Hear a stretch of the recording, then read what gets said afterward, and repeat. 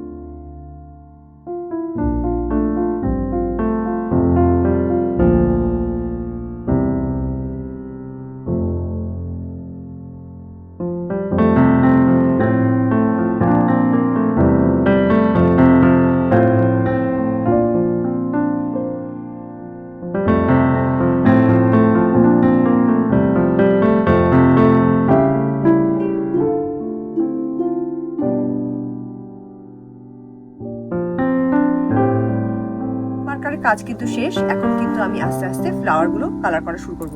ফার্স্টে কিন্তু আমি এই 5টা কালার ফ্লাওয়ারকে কালার করে নেব। তো চলো ফ্লাওয়ার গুলো কালার করা শুরু করা যাক।